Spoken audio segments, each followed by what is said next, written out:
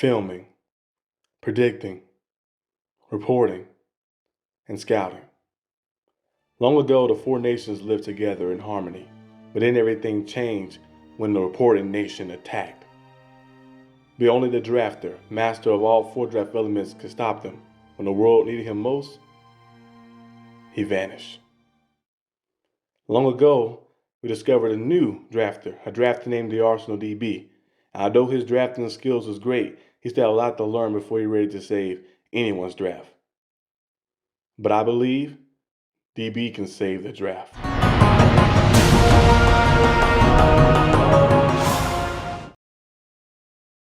Hello my viewers, welcome back to the channel. By the video title, you know what this video is about.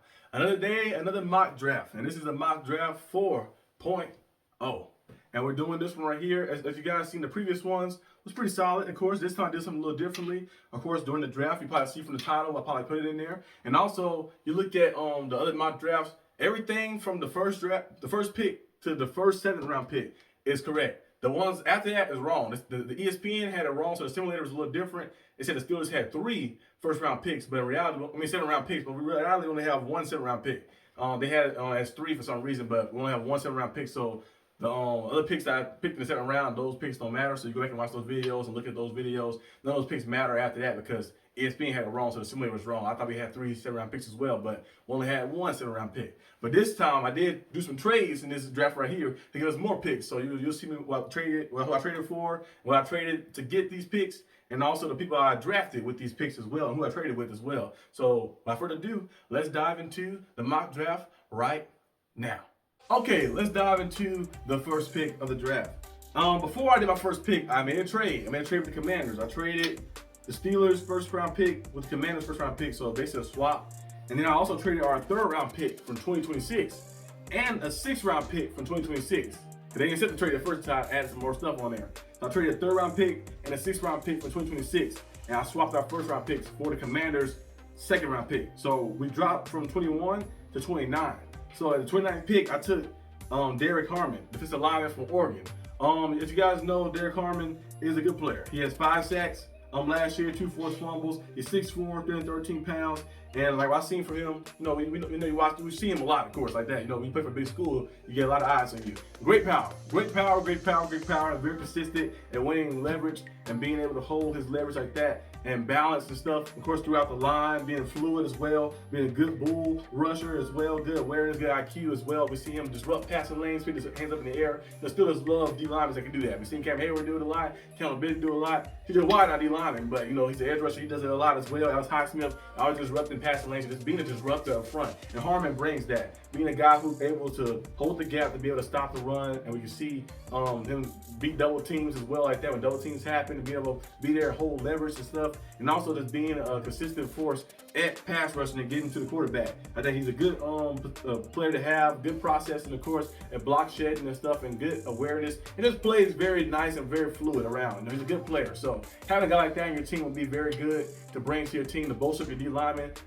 position. We know the Steelers did bring in a few pieces. I think the guy from the Patriots was Daniel Akule.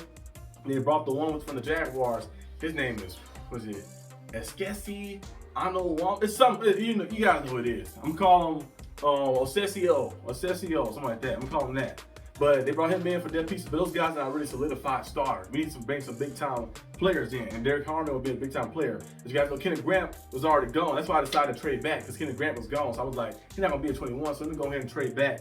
And the Commanders traded with me. I tried with a lot of different teams. It was declining. Commanders traded with me on swap spots, and we got a 2nd-round pick for it. Only had to trade our 3rd-round pick for next year and our 6th-round pick for next year, and you might can get that back. If you put some things around, you might not need it. But I think the Steelers getting Derek Harmon is a pretty good get, so that's what I took in my first pick. Let's move on, of course, to the 2nd pick. The 2nd pick, I took Jackson Dart, quarterback from Ole Miss. You're probably thinking like, oh, the Steelers took a quarterback in the 2nd round. Yes, I think the Steelers probably would take a quarterback in the 2nd round, and one of their guys is there. We know you like Jackson Dart. We know you like Will Howard. I mentioned to you guys before on this channel, they like Jalen Moreau too as well. Jalen Moreau is a good player too. He has a lot of potential.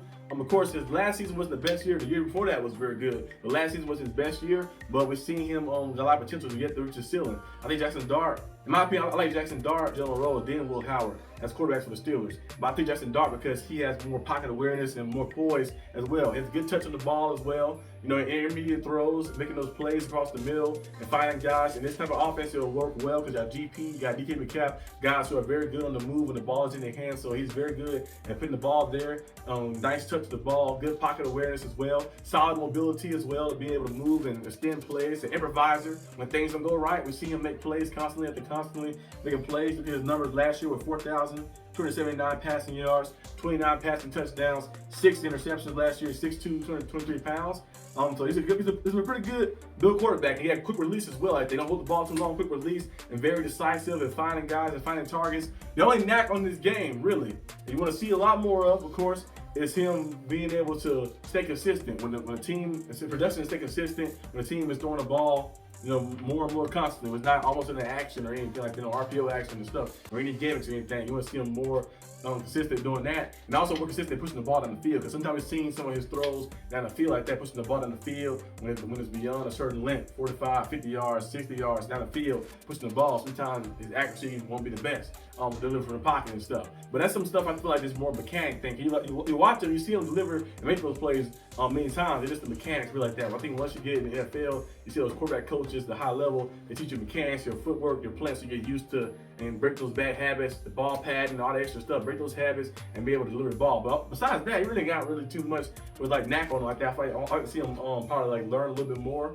and kind of like work on that stuff a lot more, because still got DK Metcalf and GP, so you're pushing the ball down the field a lot. You have big targets as well, so even if you don't get the ball to them directly, sometimes they can make a big time play for you. So I think it'd be nice to bring Jackson Dart in. He's a guy who has potential to be a nice player in his league, a playmaker player in his league, and especially when you play for the Steelers. The Steelers have all these weapons. They have the Pat Fryermuth, the DK Metcalf, the GPs, Jalen Warren. Kenneth Gainwell is a solid piece too as well. You know, Darnell Washington, and Steelers most likely going to bring a running back in the draft. I did draft a running back in this draft too as well. So you have those pieces around you. O-line is pretty solid too. I think you should see your quarterback successful, especially that defense we have on the other side, who will be able to hold teams down and stuff and get turnovers for you. So Jackson Dart could see, or Jackson Dart, Dylan Monroe, Will Howard, whoever quarterback get here, could see himself having a pretty good, like, successful year. Maybe they do start their rookie season. I would prefer them to maybe like start later down the line, or maybe just wait till next year to start them. But they did start. They have a lot of things to go for. They want to start from the bottom and being a team saver. You just have to be a guy who buys into the team and just get better and better every time. So Jackson Dart would be a nice pickup. So I drafted him the second pick that I got via trade for the Commanders. Moving on now to the third pick in the draft. I took Shamar Turner, D lineman from Texas A&M. He's 6'3", 290 pounds. What I've seen from him is versatility. I've seen, while watching his tape, watching his film, I like to watch some of the games, like some of the games people always recommend, be like, oh, this game right here is one of his best games, like that. You see some stuff, so I like to watch their game, to see all them play, and I also like to watch the highlights. Highlights show you all the good stuff, but I want to see the game too, like you see some of the bad stuff too as well. So I like Shamar Turner, D lineman from Texas A&M, 6'3", like I mentioned, 290 pounds. He quick off the snap. He's versatile too on the line as well. We've seen him move around. I've seen that a lot. Like I seen him line up in different spots around the line, be an edge rusher. I've seen him be a tackle, a front nose tackle, play DN. I've seen him do a lot of different things and different schemes and stuff. So he's a very versatile piece, and he adapts very well too. He helped he had good arm length as well too. Like arm length kind of help him be able to maintain leverage and hold his ground and be solid against run defense as well.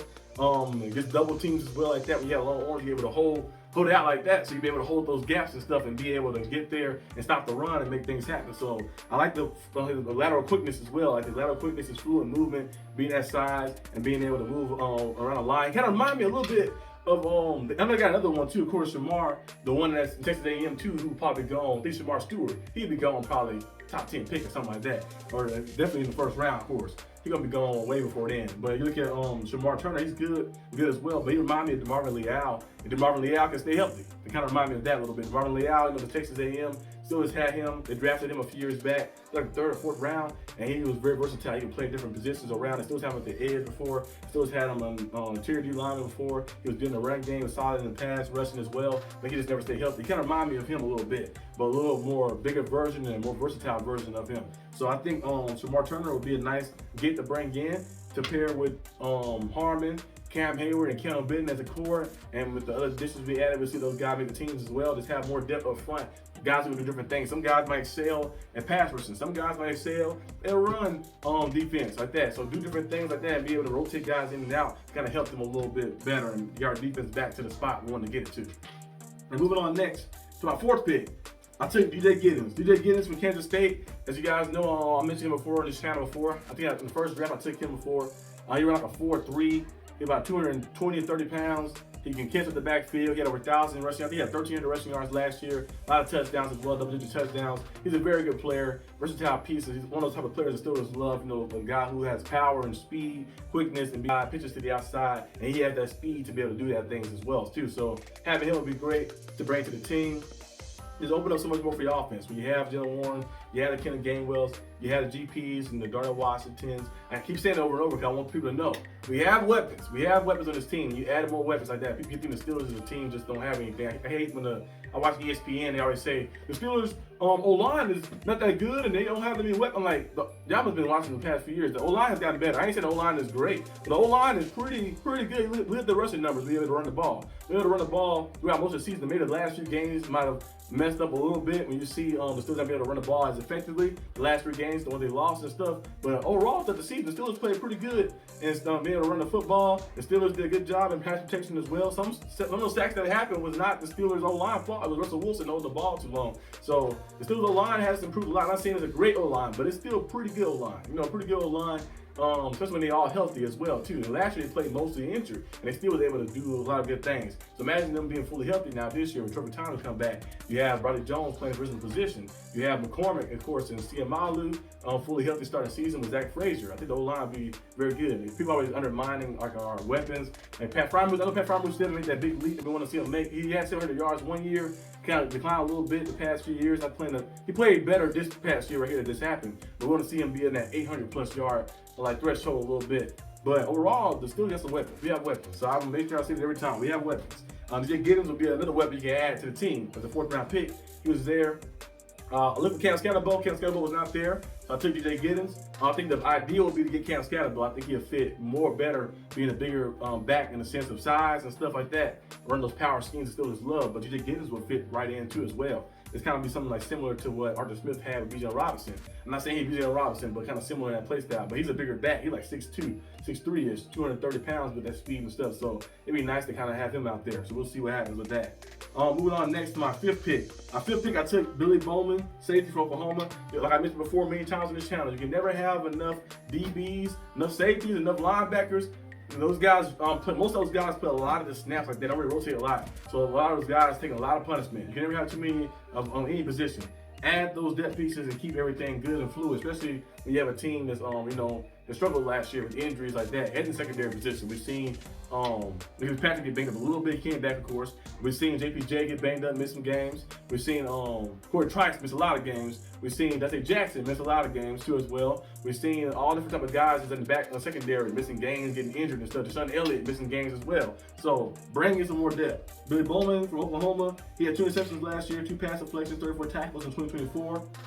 In 2023, he had 6 interceptions, which was his highest in his college tenure. He has great speed, quickness, good instincts, good IQ as well. One thing I like about him too is versatility. Like I mentioned many times, I always love players. I say this all the time. I always look at players who can do different things like that. I know you can do one thing great, but can you do other things if you have to step out like this zone and play like man-to-man defense, play zone defense. He's shown versatility to be able to do that, play some solid man defense, play some zone defense as well. A good, just good awareness, good IQ, reading the quarterback and stuff, and also playing all different positions in secondary. He played corner, he played nickel, he played slot, he played linebacker too as well. Like that, he's just a versatile piece. The only knack on this game really that he's 5'10" and maybe a little smaller, so I'd be like 205 pounds, maybe a little smaller side of some of the stuff. In a sense, like that, his arm might be the longest arms and stuff. But besides that, he has great passion, great heart, and great IQ as well, and awareness and stuff, and quickness, and have the track speed that he has as well. I think he ran track too, so having a guy like that will be very good to have a secondary who can fly over the place and play different many positions. You can maybe blitz them in, they have a man up against a tight end or running back or something, and being able to stay there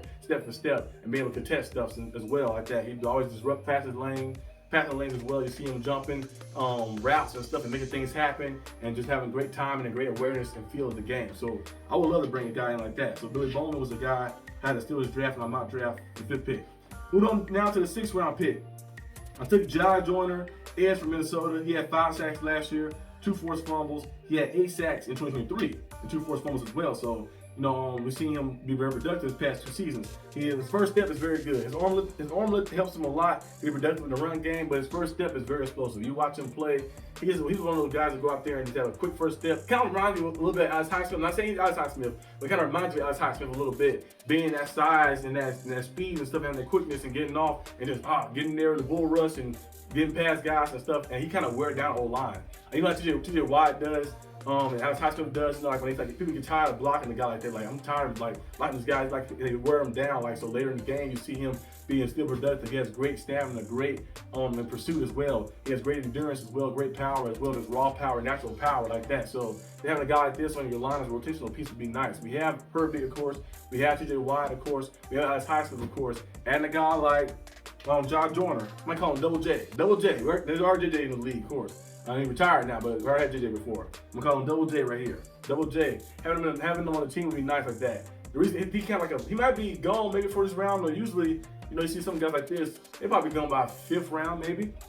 This time he was in the 6th round, which surprised me, but he's like a 4th rounder, 5th rounder, maybe 6th rounder in worst case scenarios. But overall, he probably fall around that threshold right there. But he fall right here to the Steelers. The Steelers can definitely get him. And Peyton Wilson was the guy last year who I thought was like a 2nd rounder. I thought he was 2nd rounder, 3rd rounder. He fell all the way down to the 4th round for the Steelers. I'm like, oh, take him. And the Steelers got him, and he played very good his first rookie season, and his first season. And then now we'll see his 2nd season, how he kind of advanced a little bit more.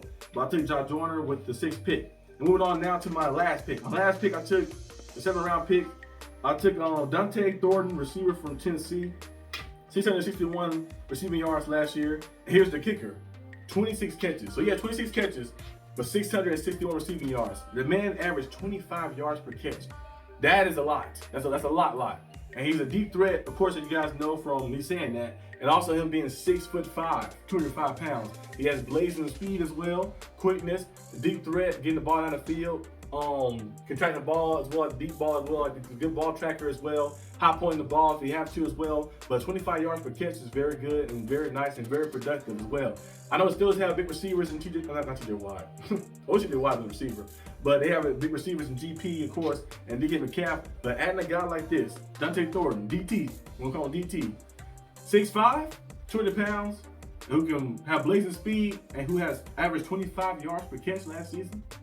That'd be amazing. How many touchdowns he had? He had 6 touchdowns, I think. He had 6 touchdowns last season as well. He's a deep threat. He's a nice player. The only knack on his game is, of course, that's kind of mostly what he can do, really. I think he don't really do a lot else. Maybe like in a route running and intermediate routes and short routes. He can do those, of course, but they're not really a strong suit. He's mostly like a streaker type guy. So a guy you add in the offense, but as a Steelers option, maybe being the 3rd or 4th option or something like that, that'll work well with that. You can kind of develop him being around GP and DK Metcalf, and the Steelers do a very good job of developing receivers. So you probably see him develop more into a versatile route runner, but he's kind of more of just a deep threat guy. 25 catches last year, and he averaged 26 catches last year, 661 yards, and he averaging 25 yards per catch. That's absolutely insane. The Steelers already have DK Metcalf, GP, and Calvin Austin, 3 receivers who's in the top 10 for most receptions per yard, maybe more yards per reception. Like that, so we already have 3 guys like that. So add another guy like that to the mix, open up so much more for your offense as well. We'll see how things transpire. The Steelers do go that route, but I watched his highlights. I was seeing him play. I'm like, man, this man is a freak of nature. I feel like he got a lot left to kind of develop into as well. You kind of see the potential. I feel like he's not even halfway to the ceiling yet either. He has a lot more to give. He could be definitely a sleeper pick. You can see a guy like this getting drafted 7th round. I wouldn't be surprised if man turned out to be like a Pro Bowler or something. Maybe putting up 1,000 yards a season because he has potential. You watch, he's like 6'5", that speed, and being able to high point the ball, not afraid of contact, high point the ball, and also being a deep threat as well like that. Be consistent and getting downfield. If he opened up much more of his route running tree, man, he could be a nice guy. So we'll see exactly what happens with that. But that's all I have for today's video. With my draft right here. Let me know what you guys think down below about my mock draft, about the picks I made. I'll probably see you guys most likely maybe the next day if I have anything. If not, probably see you on Sunday. But I hope you guys enjoyed this video. If you did, like and subscribe for more content. I'll see you guys next time on the channel. Peace out.